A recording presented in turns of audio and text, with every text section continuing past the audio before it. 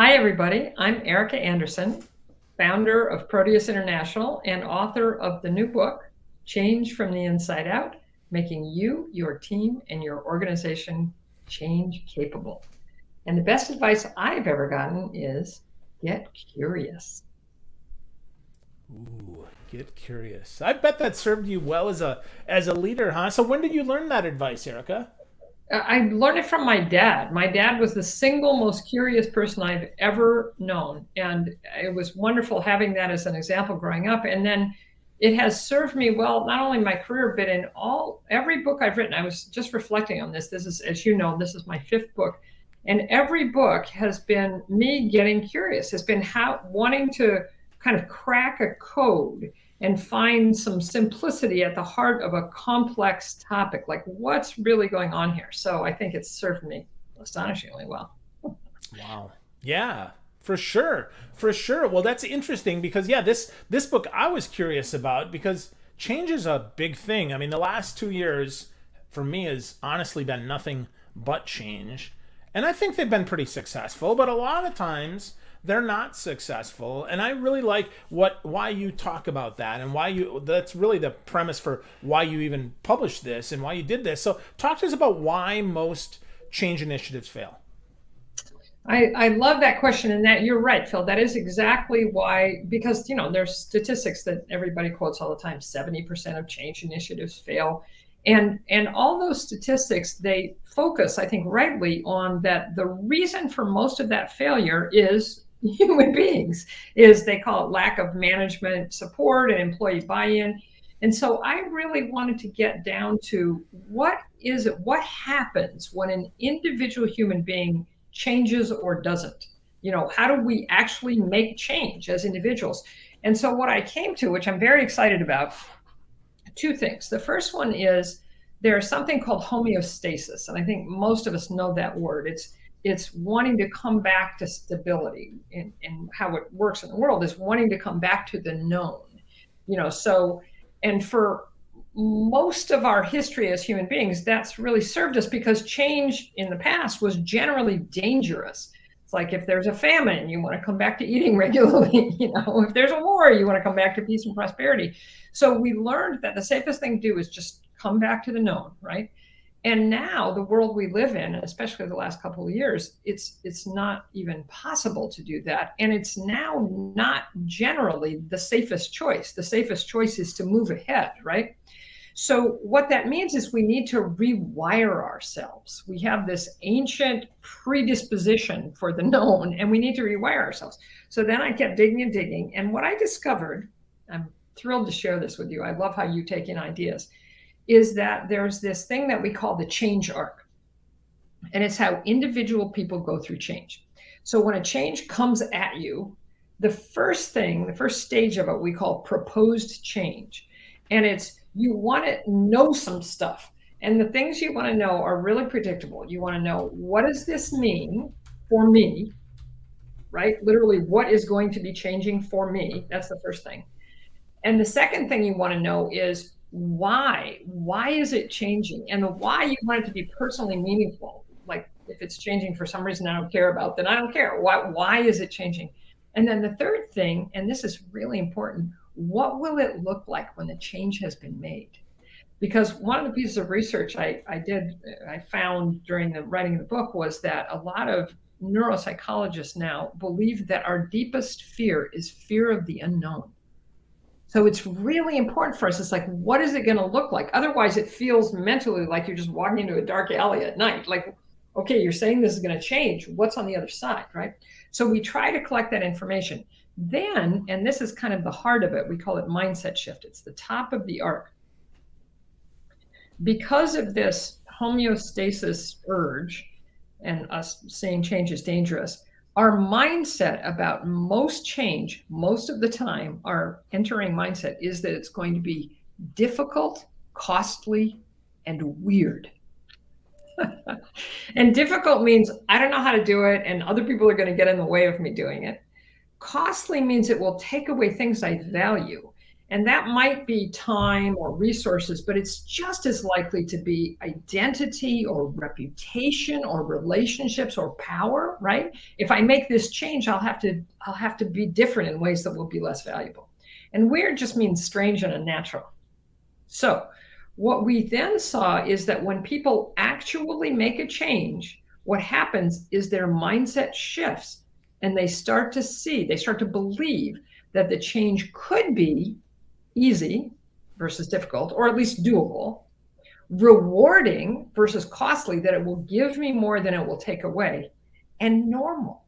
And normal means people like me do it. I look around and the people I think of as being like me, they're doing it. Okay, that's a little less scary. And almost more important, people I admire and want to emulate are doing it, which is why it's so important for leaders to model a change that they're wanting people to do.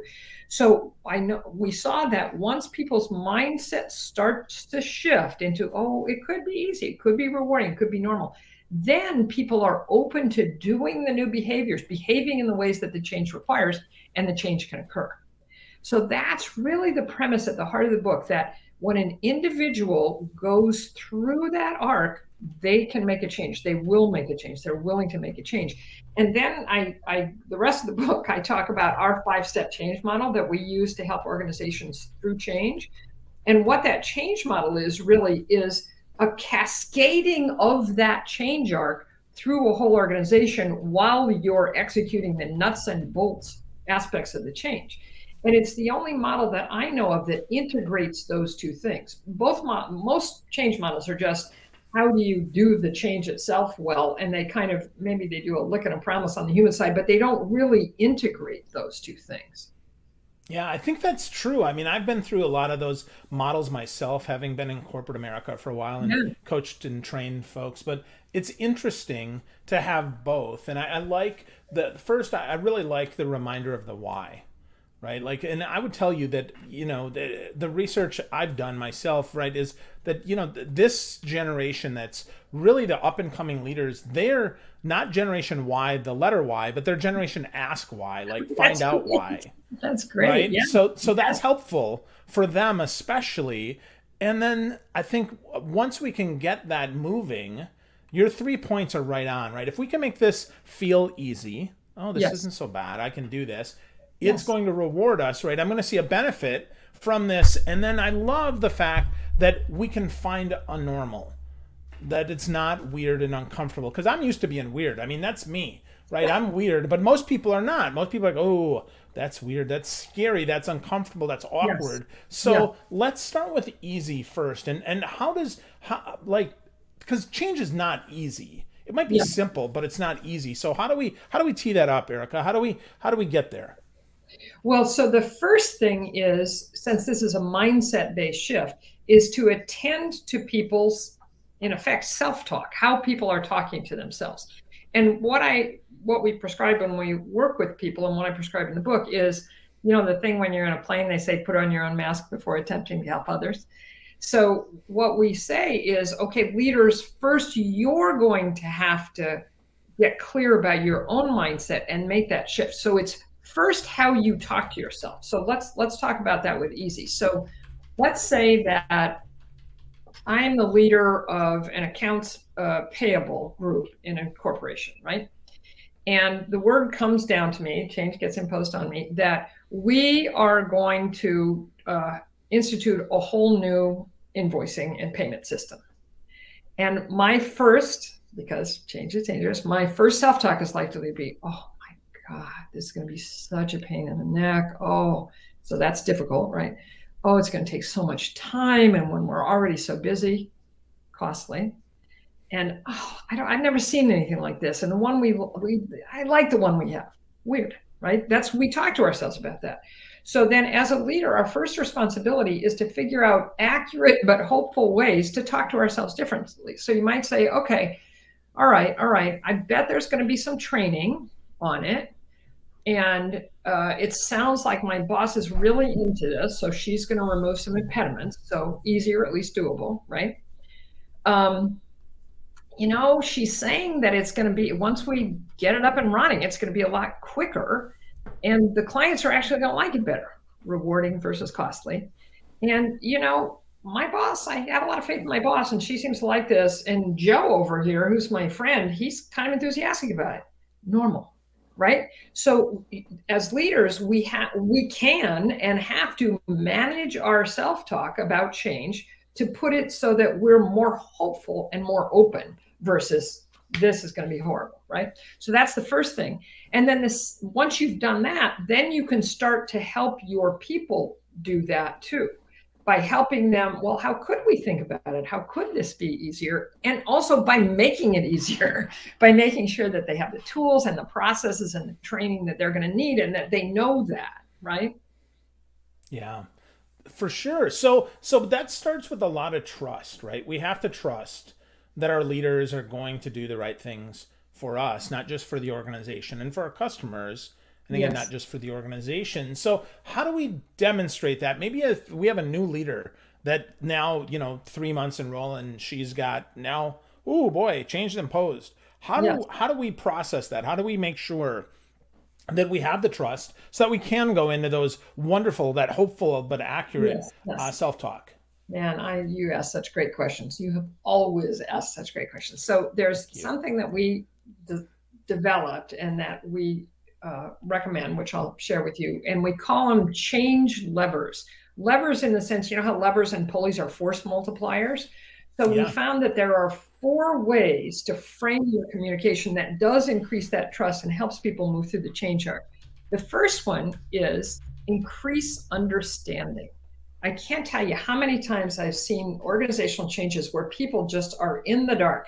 They don't have context, they don't have rationale, they don't know where this came from. They're not getting that. What is it? Why is it happening? What is the future going to look like? They're not getting any of that contextual understanding.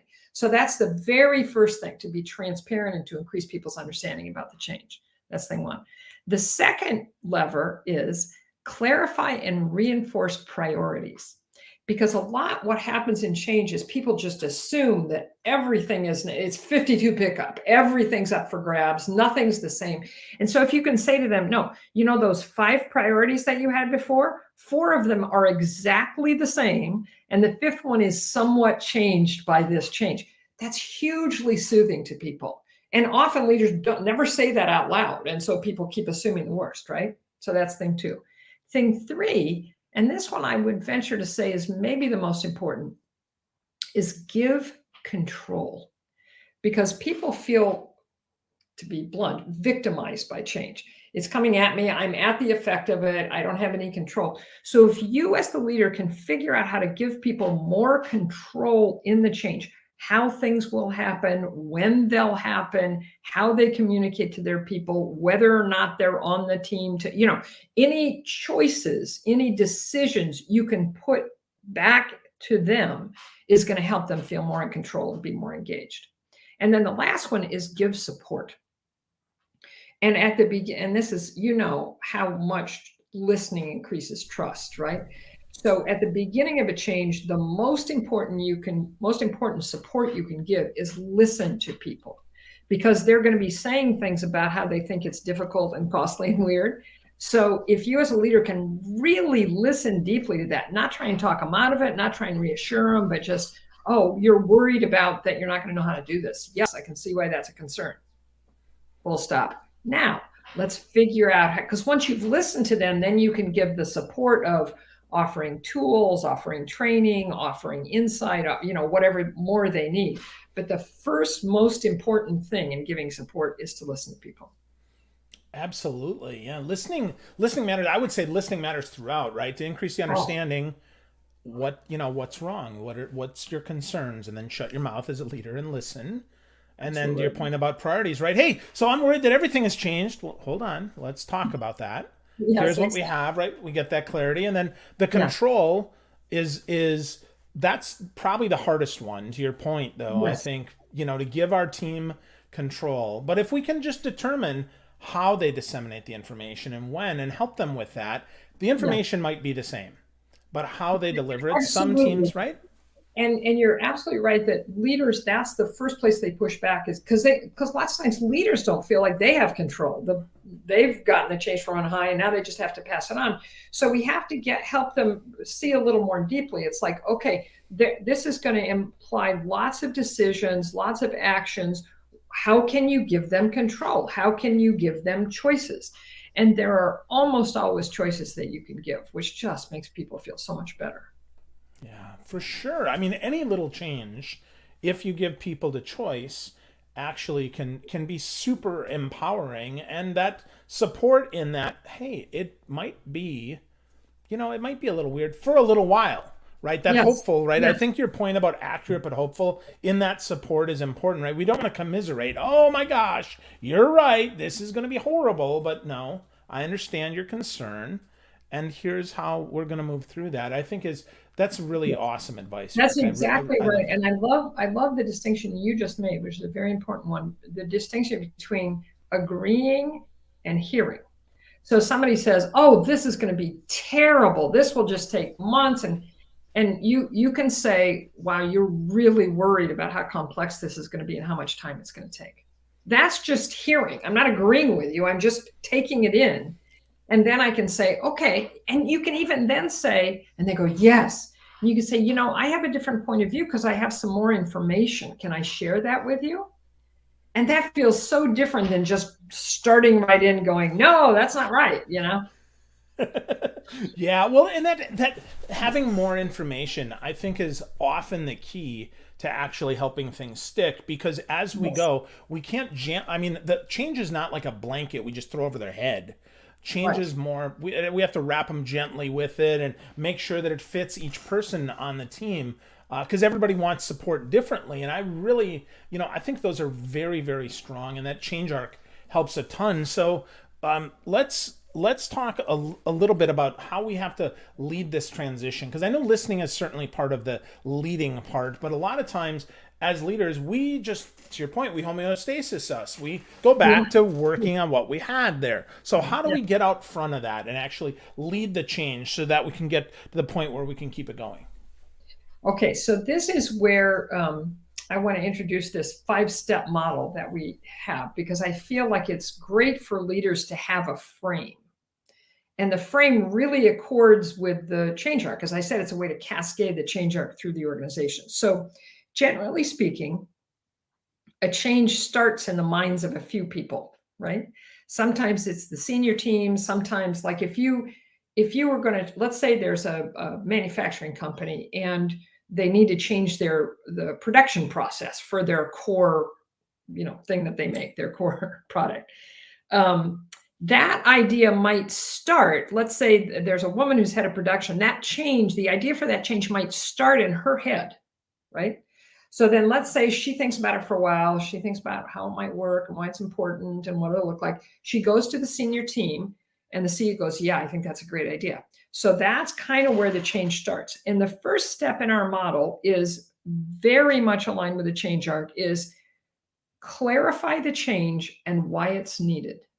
So that small group, both for their benefit and subsequently for the benefit of the whole organization, has to get really clear on what exactly are we talking about changing and why. And they need to think, you and I talked about this a few minutes ago, they need to think about the why, not just from their point of view, but from the point, something that's going to be compelling for the organization. And the example that I often give is when senior leaders are talking about a change, their why is often about profitability. If we make this change, the business will be more profitable. So somebody on the production line who's going to make $17 an hour, whether or not you make this change, that is unlikely to be compelling for them. But if you can say, it will make the process simpler, or you'll have more time to work on those higher end custom projects that you like, those might be compelling, or you'll have more of a chance to collaboration with the people in quality who you like. So the senior team then has to think about the why in a way that's compelling. That's kind of an elevator pitch for the organization. So that's step one. Step two is them then further thinking about, okay, let's create a vision. what if we make this change successfully, what will the organization look and feel and sound like? And a vision, as you know, isn't just goals or financial modeling. It's a description of a hoped for future, right? So that this core team thinks about really what will it look like? What are the benefits? How will we be different as an organization if we make this change, right? So those are the first two steps. And then you start to cascade it, because the third step is you're bringing together a change team. If it's not this senior team, which it's usually not, you're bringing together a change team that's going to design the change and the transition plan and then be responsible for managing it through the organization. So you're bringing that team together. And then you're also identifying any other stakeholders, people who aren't either on the senior team or the change team, but whose support is necessary for the change.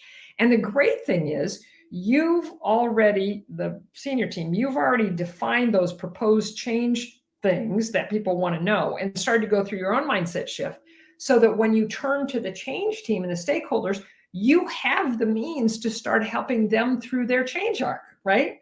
So you bring the change team on correctly, you engage the stakeholders, then you create the actual nuts and bolts change plan, work streams, the whole thing, this. And you start thinking about the transition plan. The terms we use, change plan is the nuts and bolts, practical, what's changing. The transition plan is how do you help people through that? Well, we've been talking about the human side. So then that's the fourth step, is you think about what parts of the organization are going to be most affected by the change. What are those effects going to be? What's kind of ending and beginning for them? Then you craft a transition plan that will use those 4 levers we talked about to help them through their change arc as the change is being implemented. And then you execute the change and the transition plans together. So at that point, it's cascaded to the whole organization. And if you do yourself right, you're instituting the change while you're helping them all through their change arc. And then the 5th step is about adoption and monitoring. You make sure that you're looking at it to see that it really worked, that it's being adopted, and you look to make your organization itself more change capable, by which I mean, if you see any organizational impediments to change itself, which most of our organizations have, you work on removing those, so this change and any future change can happen better. Wow. That's great. I mean, there's so much there. I can see why you'd get curious about this, because if we can simplify this, often change is easier for all of us if we see some commonality, some common threads here. And I'll tell you, I've never been through these steps other than by reading your book. I mean, I've never seen them, right? I transition, change. No, it's like, suck it up, buttercup. We're doing this different. Oh, and I'll tell absolutely. you, right? We see so much resistance then. Oh my gosh. And I note this in the book at one point. I was working with a CEO. This was many years ago, and we were just starting to evolve this. And it was a huge change. His company was merging / being acquired by another company. And, they had to do diligence. They knew what they wanted to have the results be financially, all this very nuts and bolts stuff. And I said, well, how are you helping your people through this? And he literally said to me, oh, they're good. They'll get with the program. Literally, that was his transition plan, and they lost a lot of their best people, and the financial results they were looking for took 3 years instead of a year. I mean, you ignore this stuff at your peril. Yeah. Wow. So I think of some organizations that I've been part of that are all about M&A, and they never communicate this stuff. They just, to your point, right? Oh, they'll deal. It'll be fine. What? Yes. No, they won't. They won't be fine. And your people are your best resource. Like, if we think of, and I hate to say it, but they really are, right? We have the ability here to do better for people. And hopefully, right, when people read Change from the Inside Out, now that they know better, hopefully they do better. And they see that. So give me maybe one more impediment here to making this happen, Erika. Why would an organization not use this model to do that? Obviously, if they don't know about it, they wouldn't. But I mean, why else would they not want to change from the inside out and have these helpful plans instead of competing plans? So it was a great question, and I've thought about it a lot. And I think one thing that happens that makes it harder for leaders to do this well is, okay, so I described that 5-step model where leaders find out about it early on, And then in the third step, they bring some more people into the tent. In the fourth step, they bring everybody in. So what I've seen happen, and remember, people, an individual person starts going through their change arc at the moment they hear about the plan. So if they don't hear about the change until step 3 or step 4, that's when they start going through their mindset shift.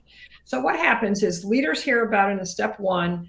They go through their own, oh, this is going to be difficult and costly. And we're okay, I guess it could be, so they go through their mindset shift. They start thinking about the new behaviors. It takes weeks or months. They go through their process. And then what often happens is they turn to their people and say, here's the change. And they expect their people to be where they themselves are after 3 months of thinking about the change.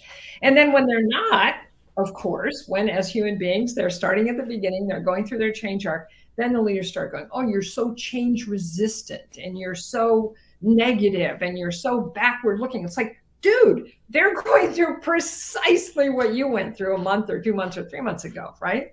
So I think that's what happens is leaders literally forget what they've gone through, and then they have unrealistic expectations of their people. Yeah. Well, yeah. I mean, if you've had 3 months to handle a decision and somebody else has had 3 minutes, you can't expect them to be at the same spot. Wow, that's so good.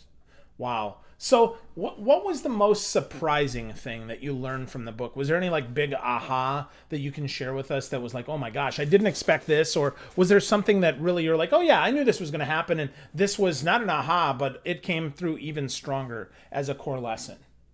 Oh man, what a great question. So I think the happiest surprise was, I went through all this thinking and got to this homeostasis problem and then kind of invented the change arc. And it's like, oh, okay, I think this is right. And everybody I bounced it off was like, yes, that's how I go through change. And then I turned to our change model, which we already had. My colleagues, Jeff and Carrie, had invented it about 10 years ago. And I guess, maybe great minds think alike. I noticed that our change model was absolutely set up to cascade people through the change arc, that the first 2 steps of the change model were proposed change. It's what people first need to know. And then the way we had set up steps 3 and 4 with the transition plan was to help people through the arc. So there was a wonderful consonance that made things really easy. And I suspect that's why our change work has been so successful, because they were lined up without even knowing what that core of the change arc was. So that's the happy surprise.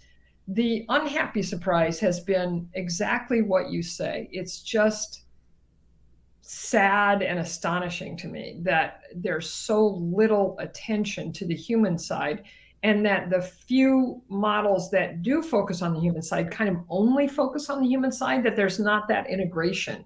So I hope and believe that we're doing kind of a service to humanity by integrating the two. Yeah, I think so. I think so. Well, it's a great book, Erika. Congratulations. I mean, you've got a nice website set up for it at changefromtheinside.com, which I dig. And, all of your books are fantastic. So if you're going to help us take away one more thing or drive one more point home that'll help us get started on this change, how can we get started? I love that. So the core of the core of the core is managing your self-talk about change. So for those of you who are listening who haven't thought about this before, that you can actually think about how you think and change it, this is such a powerful skill, and it's critically important in change because, as I said, we're wired to think about change mostly negatively. I mean, some people are very change fluent and have already sorted this out, but most of us know when change comes at us, we're like, oh, it's going to be difficult and costly and weird. So knowing that you can actually reflect on, recognize what you're saying to yourself and shift it to be more accurate and more hopeful, that's super powerful. Awesome.